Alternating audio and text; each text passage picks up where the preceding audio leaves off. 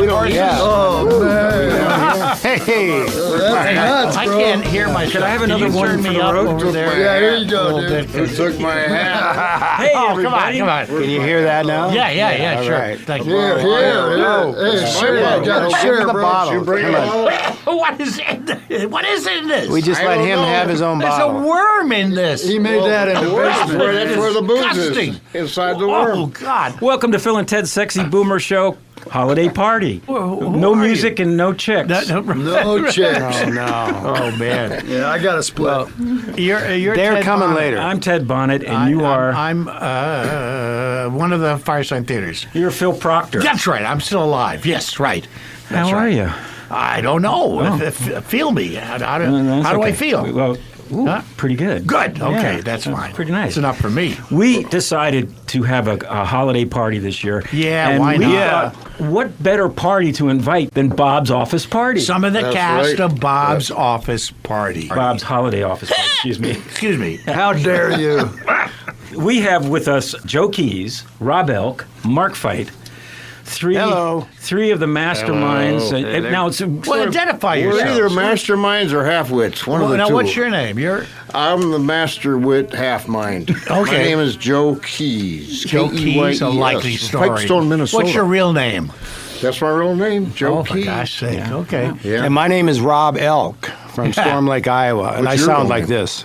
I'm on mic number. How many mics do we have? I'm on We got two. 5, Mic 4, two. 3. and Marty's here. Marty Marty. here, played Marty. by Mark Fite. Yeah, I've been part of the action from the beginning. How many years is this now? 27 years. All right, guys, 27 let's years. If explain. you take away 20 COVID, it'd be 30 next year. Wow. So we're 29. We did it in 1995. You did it. You mounted this Mounted it on comedy December show. 2nd. Okay, let's Right. for people who are wondering what the hell's we're talking about Exactly. here. I don't even know. Every I know holiday it was our season, show. there is the funniest show you could imagine. Whenever I have out-of-towners in for the holidays, and I want to put them in the Yep. Christmas spirit, I bring them to see Bob's holiday party, which leaves a scar that lasts for decades. Oh, yeah. It's one of the those- funniest farces you'll ever see. It's one of the greatest holiday shows. Well, it's so great, in fact, that we're all completely still unknown. That's one of our jokes is that sadly we're all always available as well. Well, you know, but the thing is, you played all around town every year. This year you're at the Odyssey Theater in West Odyssey LA, Theater. which Nice is a West venue. LA. lovely venue, freeway convenient. Yeah. For people on the west side, we all live on the east side. Yeah, well, that's theater, ain't We it? sacrifice for Little our sacrifice, art. right? Yeah. So, in a sense, the show, how do we, in a nutshell, it is a show about... Nutshell is a very good way to describe it. Nutsack, I think. Warm holiday nutsack. All right, so what the show is about, the premise is Bob Finhead of Bob Finhead Insurance in Newderburg, Iowa. He is like fourth generation insurance company. agency Insurance agency. for high risk clientele. Essentially, is my gist, and the show is Bob Finhead, played by you, Rob. Yeah, I do insure high-risk individuals. But I try to insure everybody, but everybody that comes to my party is a high-risk individual. So it just That's for sure. turns out that way. Yeah, the booze flows endlessly. Yeah, so I have a little party every year, and I invite the people in town, my best friend, Sheriff Joe Walker.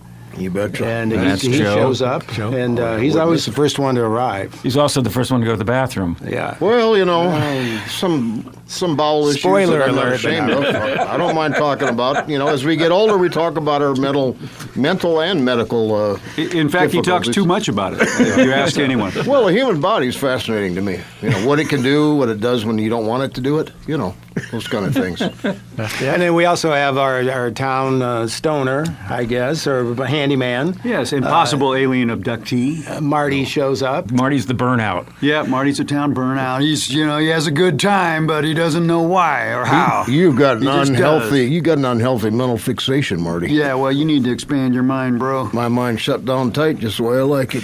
So this is, if you're getting a taste, what we're talking about here is a very small town in the middle of America. America. And Everybody it's knows the twin, everybody. The twin sisters that seem to be the most prosperous of the crew. LaDonna and LaVorse Johnson. They have a farm Richest outside of farmers in town. the county. They're too big to fail.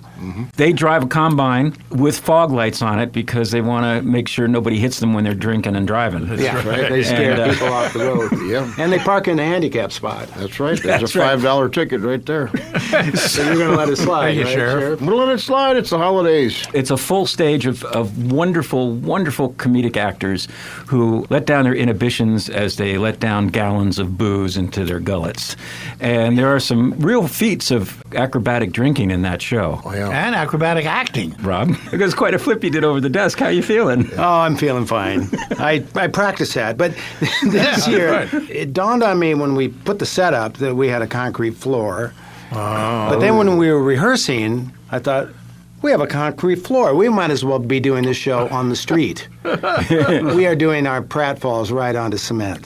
Wow. And we are not young people. Damn. Yeah. That's So we- devotion to the arts. More pain. Now, every you year. were young when you started this We were thing. young. Yeah. How did 27 it begin? years ago. How did it begin? Well, it began at a little theater called Theater in Hollywood. In Hollywood, which was then torn down for the bus station, which then was torn down. What's there now? I think it's just a parking lot. It's a maybe. parking lot. Yeah, no It business. was a great like little no black business. box theater there for many, many years. Yeah. Started out, I think Ed Wood did stuff there, or shot a movie there or something. Yeah, that's true. And Mark and I had done a show there called the Girly Magazine. Now, you guys Party. are from Minneapolis originally? I'm from Iowa, but I grew up in. I went to school in Minnesota. Ended up in Minneapolis. Is that how you guys I'm from met? Minnesota, yeah. Joe's from Minnesota. Yeah, and that's how I got wind of you Minneapolis. back in the 90s, is a large group of very funny people came from Minneapolis, came to Hollywood, Yeah. and Yeah. were performing everywhere. It's like a hidden subculture of comedy in this town. There was a lot of people in the show that I guess it was because either you knew them or drew them in, a Minnesota actor, comedian. Yeah, we were connection. doing some stuff out here, but then there was a group that came out to do a production of The Bad Seed. Oh, which really? was and it was a very campy production. Oh, wow. That Danny Schmitz, who was a Minnesota native, he wrote that, and he played the character of the girl. The little girl? I can't think of her name, but it was a very funny show. And they came out here, so there was a whole caravan of Minnesota improv actors. Right. So- These were all the Minnesota people. Now, I came out before that. I was Yes. part of the Iowa funny people, lesser known. You wouldn't have heard of us, and still haven't. But we were first. I want you to know that. Mark part of was the out here Indiana before funny. we I were. love that. When did you come out here? With, 85. I yeah, think. Did you? 85. When'd you come out I in? came in 93, so. I was out here in '89. I came out as a See, stand-up I blazed a comic trail on the for you road. guys. Yeah, now look you at you did. go. So, but the first thing I saw, I got wind of you, was the girly Girly Magazine magazine party with Jim Turner. with Jim Turner. Now, people may know Jim Turner from Arliss. And I mean, because you all act and work. I mean, you have sort of day jobs, but you have this wonderful collective of very funny people who put on shows for the sake of it, for the art of it. You have a very loyal following. I mean, you have full houses. We do. We wouldn't be doing a show for the 27th year if people didn't show up to pay for it. So what's really fun about the atmosphere and the energy of the show, of attending it, is because it's just everybody's ready for hilarity. I mean, seriously. Bawdy Especially hilarity. these days, man. Yeah, oh, no We doubt. need a good laugh. And doing something for 27 years is extraordinary. I mean, that's really unheard of. That And now I'm thinking, no matter what happens, I mean, hopefully we'll stay alive. And of course, if any one of us goes, we could be replaced, of course. Oh, I don't know about But that. now the challenge is 30 years. I was thinking about this today. We got to try to get to 30 because that's a landmark. Yeah. I want to right. get to the point where we're coming out in walkers. Yeah. And we're Yeah. Wheelchairs. Well, it'll still work no matter how old we get, because the main joke is Rob's character Bob. still can't get out of town. He wants to so get even out if of you're town. 99 years old, still not out of town. You wants guys, to are money to so, the big you guys city. are so smart and clever. It'll be hard to find a hip replacement. Nice. We're stealing that. But speaking of generations, it just made me think about I don't have any kids. Joe doesn't have any kids, but Mark has a daughter.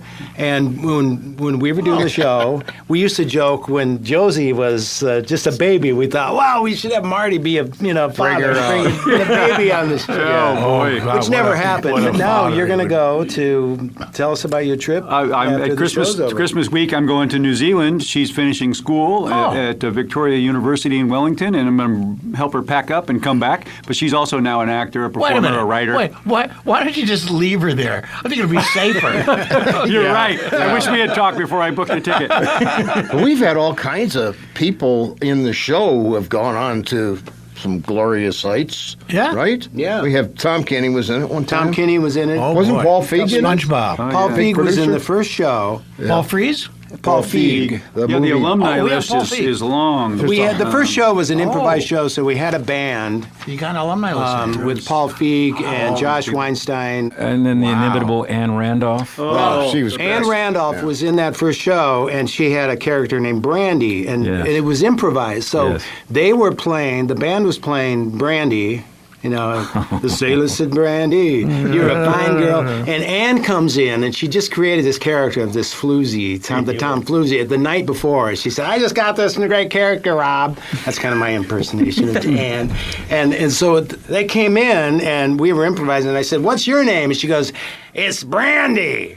And that's how she became known. But as I understand it, Anne Randolph worked in a mentally ill homeless Yes. shelter for Yes. 10 years Yes. with these And she did women, she and did she character absorbed study. these characters. Yeah. She did a whole So they one-woman were show both with multiple- kind of crazy and perverse, but heartfelt. I just- saw her do. I saw her do a show with Pat O'Brien Yeah. early on. Pat O'Brien? Oh, that's right. Pat O'Brien? Yeah. No. no. The other Pat He O'Brien. played I did- Ellen Beebe for years. I This did guy. a show with Pat O'Brien. Yeah. Did you? Yeah, Finian's Rainbow. Oh, yeah. I played Og opposite his Finian. Wow. And we toured. This is another Pat upstate New O'Brien, a York. mild-mannered, hilarious, He's a- deadpan he's actor. back All in those Pat Minneapolis, O'Briens yeah. are great. Let's just. He Yeah, called right. me. He actually I called had me. a kind of this is an old reference, but we're old boomers. Wally Cox. 27 years. Is it fair to say it's an underground classic favorite in But Hollywood? we've been selling tickets. Yeah. Now, I mean, tell we're me, doing- how did you fund it originally? We just put it up. it's only $100 a night back in the day when you Yeah, started. oh, So that's it's- right. We started It was as a lot. late night shows at Theater, Uh-huh. and we would go on and we had a guy named Ken Larson who was a set designer, so he was able to put together like a little set that we could put up really quickly and take down. So we would go on late night on another set. That's why our lights are up and down, Yeah. lights up, lights down. We don't have many cues and things like that because it's just the show starts and the we toilet. just go. It's. Plays Well, in it was real funny time, because huh? we had an argument. This is what I always tell the story about. There was a toilet. I always thought there was a toilet just sitting there, but Rob says there was a toilet kind of off stage. Yeah, Theater had a toilet right off the left. And the play up to that point was kind of bucolic, kind of sweet, kind of more sentimental, with kind of kooky characters. And I just sat down on the toilet telling that speech, and it was like, horrifyingly kind of funny. Yeah. And then I think the show from then on started to bend a little more towards not just me, but everybody's behavior became a little more crazy. Well, a it little definitely more sets a tone. Yeah, Flushed but it with still success. has the heartfelt stuff in it, which is great. And when you do something for 27 years, to keep it fresh, Yeah. you have to inject new material. Right. It was tough this year because what's his name got elected. It was like we were supposed to work on the scene that the twins bring in, the conservative farmer sisters. Yeah, right. We waited a day, and then we talked, and it was like, I don't know, what this, people's attitudes. We don't want to start any kind of conflict, have people even thinking about this. But we wrote something and sent it back and forth. And then he wrote some stuff I didn't like, and then 2 days later I realized I was wrong, that stuff was funny, and then we put it together, and those jokes end up working really good. That was probably some of the most tightly woven material of the whole show. Yeah. The way they go back and reflect that sensibility of boastful cluelessness. Right. Yeah. You integrated the latest psychopathic changes in our society. It's cathartic, too. When I mean, people you- are hapless and they don't know that they're in the land of bigotry, and it helps sell. It helps sell the jokes if they're just misinformed and stupid. Yeah. In a sense. And speaking about selling the jokes, You have a website, right? We do. It's called bobsofficeparty.com. Okay. No apostrophe. Okay. There's also a Lowercase. Facebook page, and is there Yeah. an Instagram? Yeah, we have Instagram. See this show. It's on every year because it's such a fun tradition and truly unique. The audience is ready. Yeah. It's like boy, your are they audience is ever. warm. So it's like a raucous theatrical experience. And yet you still manage to surprise the audience that's come to see it over the years, which is what I found so much fun. And, Yeah. and despite the physical comedy, you don't have to wear a raincoat. You'd think you would. No, it's just to the edge. Once in a while, the person in the front liquid's row just kinda corner might take a cheese ball. Sometimes to the it face. gets a little wilder. When you try to explain this show, how do you frame it? Well, I say it's a small town insurance agent having a party. Well, it kind of goes back to I don't drink anymore. I've been sober for a while, but my dad was a small town insurance agent. Oh, And I always thought, well, if I went into business with my dad, because he called me when I was a senior in college and asked me if I wanted to go into business with him because he had to sell his business to a company. How'd And I that said, well, I conversation? don't know, Dad, if I want to be an insurance man. But if I had and lived in my small town and still drank, this is what I would do. I would have And in a way, that's the plot. throw a party in That's my one of the house. underlying plots of the show. Yeah, sure. Because there's a danger of the business being sold. Bob wants to get out of Bob town. wants to get before out of he- there. like his elders die at the desk. Yeah, he doesn't want to die at the desk Right. filling out a crop damage report. Now, the show is on what? Thursday, Friday, Saturday? Thursday, Friday, Saturday, and we are Tickets are going fast. We are sold out Friday night. It looks like Saturday's going to be sold out. Isn't that exciting? Sunday's selling. Yes, I'm Wow. very excited. So, because I was a little nervous about going into the Odyssey. That's Oh, it's a good venue, it's a great popular venue. You know, coming out of COVID, the last 2 years we were at the Beverly Hills Playhouse, which was a smaller theater, Yes, and it it was a is. nice space for us. And Nice it was, space. They had they had 50. I'm going to talk like a producer for a second. They had Sure. 50 seats that were like bolted to the floor, and then they add chairs later. But if you had a smaller crowd, it would still look like a good crowd. Yeah. They were they're doing a show this year, so it wasn't available. So we went to the Odyssey. Oh, I'm It's a glad. bigger venue, and I was still, the people coming out for theater. That's still. But it's a making me- beautiful set. It's a beautiful set. Yeah. It's a wonderful set, isn't it? It is. Are you still talking as a producer, or Oh, you changed yes. back to your other character now? Now Are you I'm still back a into my producer? Bob's character. I hate that when you play that producer guy because I don't know how to deal with it. I don't know what. Well, you- It makes you nervous. Makes me nervous, and it's not from here. It's different. 27 years. I mean, you were doing this before the internets, Yes. right? Is that a And- group, or- yeah. and Oh, they played. And what kind of before, music? We were doing it, where we used to hand out flyers, and I used Yeah. to, my phone would ring, and people Yeah. would make reservations on my home line. Man, those I flyers were remember that. heavy too because they didn't They have were. planes and they put on weight. You know, you had to hand them out. but this was also before the small screens.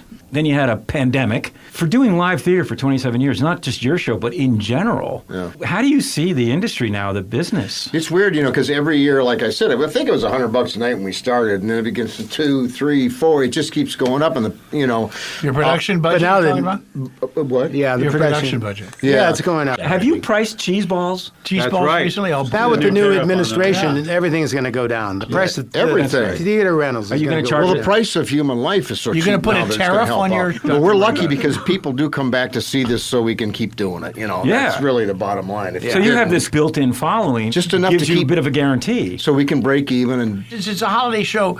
People have time to forget what was funny about it, and then they come back and be surprised all over again. It's sort of like going to your crazy uncle's house for the holidays. It's like, you know you're going to hit it. So there's this familiarity that gives you this base in which Yeah. to leap off of. It's like a foundation. I come to the show knowing I want to see Marty, I want to see the sheriff, I want to see the mayor, I want to see who the hell the creep's going to be this year, who, by the way, was terrific. Yeah. Oh, JP. JP. Yeah, we have a character named Elwin, who's the guy that grew up in town that everybody made fun of and Brutalized, and he went up, brutalized became a big mercilessly. success, and Yeah. came back. He's coming back for revenge, and he wants to buy. Don't give too Bob's much away, business. Bob. No, I won't. There's two guys playing that role this year. You saw J.P. Manu, who was awesome. Another awesome guy is So Peter you Breitmeyer. double the cast. Yeah. Some of the roles, yeah. Peter Yeah. Breitmeyer is going to come in this weekend until the end of the run. That's wonderful. And then we also have another character, Margie, who is Bob's.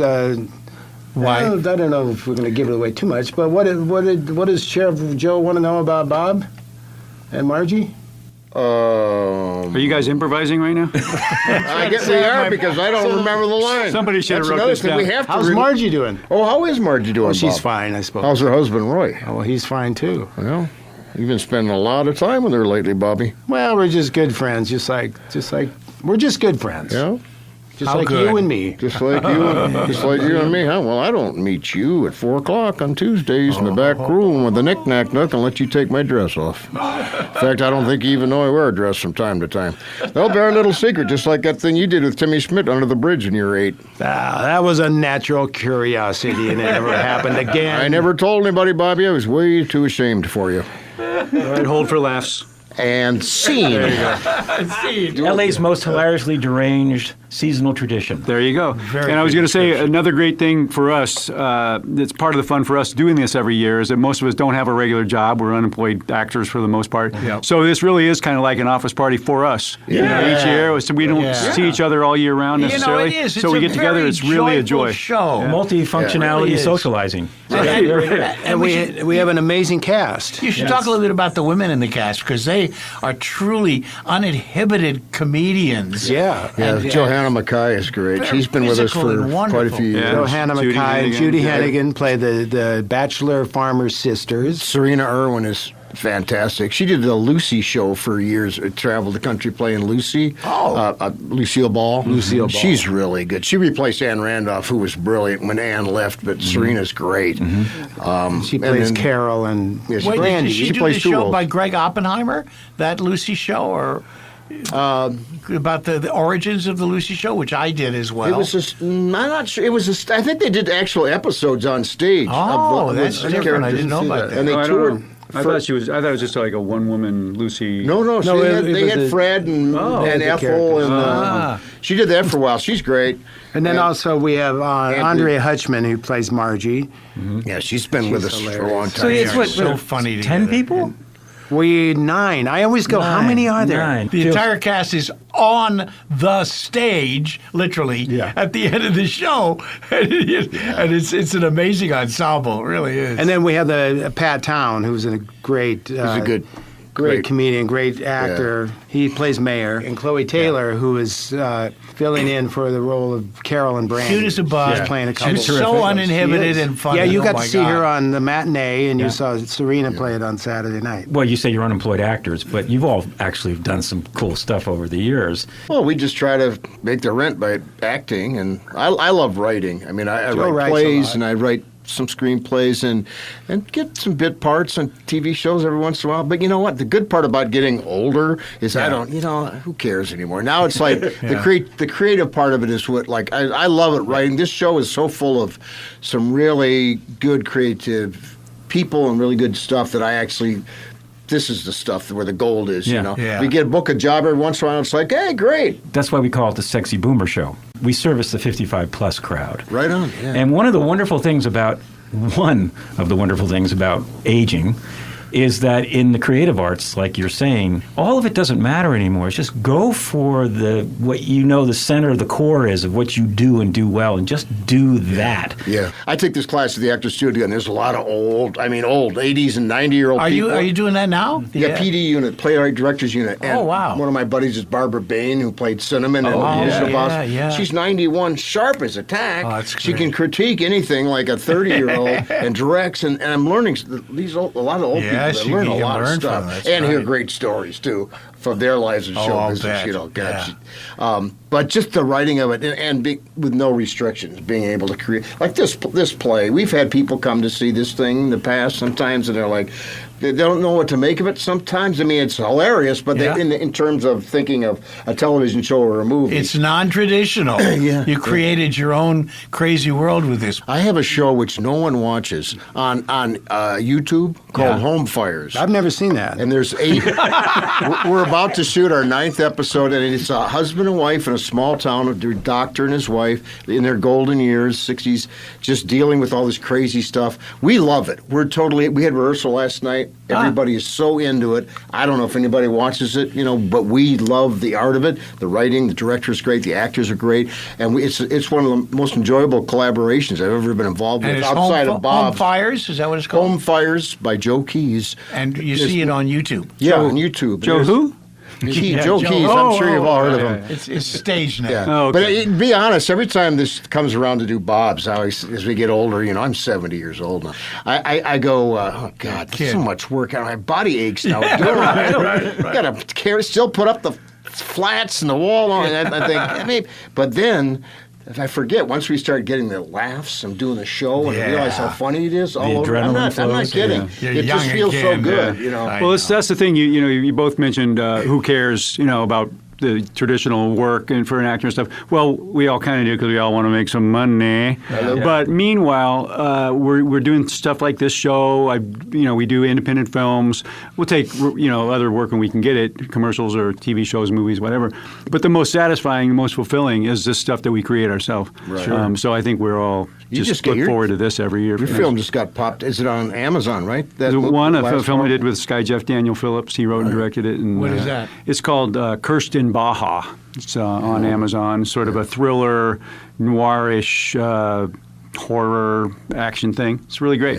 Yeah, low budget, a totally independent film, and it's out there, which is amazing. You can make movies with a phone, Yeah, I know. Yeah, when's AI going to be a character at Bob's? It gives phone it in an entirely new meaning, doesn't it? I always wanted Bob to have a robot, so maybe. Well, we were just practicing the robot out on the sidewalk. That's right. We got a new bit coming in the show. You can have do the robot. Bob builds a robot. An AI assistant. Yes. That'll be next year. Yeah. Art is life and life is art. I just want to know how much we have to pay for this interview. You said, was it 20? I just can't get over the fact that I was in my basement in our little hometown of Pipestone, Minnesota, listening to Firesign Theater when I was 16, 17 years old, and hearing your voice on there, now being able to meet you. Only one of my many voices. Amen. Whole new twist. And we got to buy truth back. What is your take? I'm not a very intelligent person or intellectual. And proud of it. I'm proud of it. I'm more instinctive and intuitive. But when the truth became a non-issue, a non-factor, a non-element in the democratic process, the horror really began. Because then it was Trump. Well, politicians know you can say whatever you want. Just try to get what you get. Say whatever you want. So now. Horrors, lies, smears. Alternate facts. Trump will take care of it, and Elon will figure it out. That's the dark side of capitalism. I feel like people saw Trump on television for 10 years and said, that's what I want to be, even though I have no means to get there. I want to be rich, and I want to be able to put people down and control everything. Control women. And I don't get what I want, so I want to screw it all up. Let's just screw it all up, Yeah. It's hard to come up with good comedy when you're living in a completely absurdist world. You know what's funny about what you just said? We've been doing the show for 27 years. It's pretty much the same show. We rewrite some stuff, we improvise. Last year, we got the greatest review we'd ever received by a fairly renowned critic, whose name escapes me right now. And he was praising about Stephen Lee Morris. He was praising us for being able to capture in this satire the collapse of our democracy. And we're like, we haven't done anything different. It's just that now the democracy is collapsing. And so it looks like the country has come down to our level. It's come down to our level. It's only took 26 years. Yeah, it also made it sound like we had planned all that and we were intelligent, when really it was just we were trying to be funny. That's what it was. That whole bit you wrote with the twins about their political views of why this is all normal to them. Yeah. I don't think I saw a better distillation of that mentality than what you guys wrote with this. Well, haplessness, we're able to capture through, I think, all these characters a sense of haplessness. It's not hateful. It's not educated. It's hapless. I don't know what the truth is, so I'm just going to make up my own. There's a lot of innocence in this show. Yeah. Which I told Rob about. That's my impression. And I love that about the characters because they're all on the edge or over the edge. They're all crazy in their own way. Right. But they're innocent. They're part of the society. So you have a little their empathy. little society, and they all tolerate one another. Well, based on our growing up in small towns. We've had material we've had to take out of the play given some of the horrors that have resurfaced in our society. So you have had to exercise some material. Yeah, and but it was strange because for 10 years we did a certain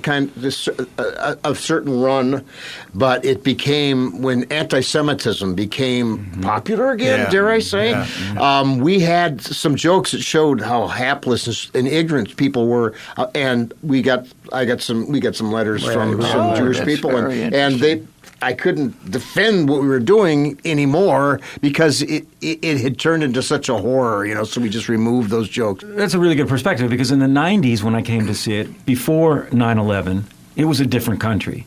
Yeah. We were still living high on the hog. Mm-hmm. Now we're beyond that. We've had 9/11, which changed everything. Yeah. And then started it. And then we compounded it over and over again. And then Trump, this started 10 years ago. Well, I remember blaming the year of 9/11. We almost didn't do a show because I was thinking, can we do this show? And we ended up doing it, and it went well. I'm glad we did it. That opened the doors. I think we didn't do a full run, and then I was just going to say 2000, the Bush-Gore years. I remember that decision came down in December, right? Didn't that take that long? So we were shocked. I remember being shocked when we were putting that show on. Hey, listen, that Firestein year. was doing a performance in Washington, D.C. at Listener Auditorium the day that Reagan was shot at. Is that right? Okay, and I was driving behind Peter Bergman in a rain to the theater, and he stopped his car in front of us and ran out. Said they tried to kill Reagan, and we had a bit which is called the Pageant of the Presidents or something, and we had to figure out, was he going to survive? Yeah. Remember, there was was he killed? Was he wounded? Right. And so we were on tenterhooks to change our material for that show in the hour before the show. So I know what that feels like. Well, then the year of that's amazing. That's a great story. The year of I was just going to say the year of Trump. We didn't before the primary. We thought nobody would think about Trump. We were going after Herman Cain or somebody else. We didn't have any Trump jokes. Right.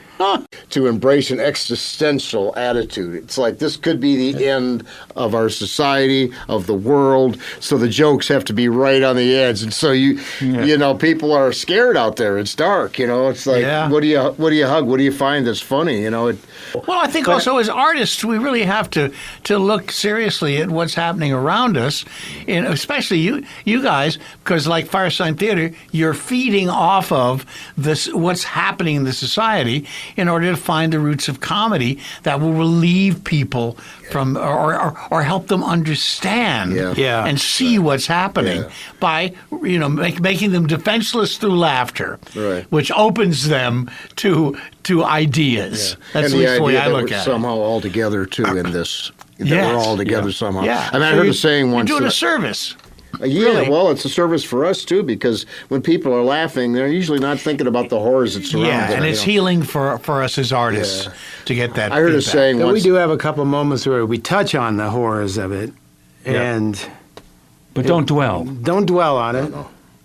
There's a saying, to grasp the full significance of life is an artist's duty, to interpret it, his problem, and to express it, his dedication. I've always remembered that. I don't know why. I guess because I'm lazy and I have to make myself work harder. Well, it makes you sound smart. That's good. That's it why makes you me did sound smart, and that's the only thing I've ever really memorized is that saying. Who said that? I don't know. George Alzheimer? I'm not that smart. Who? George Alzheimer's. He said everything I quote. I said who three times. That's another thing about your show that is so cool. If you can create a critical mass of laughter and joy, you raise everyone's mood, first of all. Chemically, people come off that show high. Endorphins. The endorphins kick in. Right. And that's really necessary right now and healthy. And if you wanted to distill it down to one little thing, you realize all these inappropriate, uneducated, people, but at the end of the day, there's love, there's kindness. They like this guy Bob, who is just there for them, even though he sacrifices himself to stay with them when they're riddled with imperfections, because he knows they all need each other. That stupid. It's theme a very is nice really what theme. it's. Yeah. I like to bump up against stuff sometimes. It's a little, sometimes we debate about things being too dark, too creepy, too away from the heart, and more into, the darkness, and we just try to, Joe always loves to go. Well, I was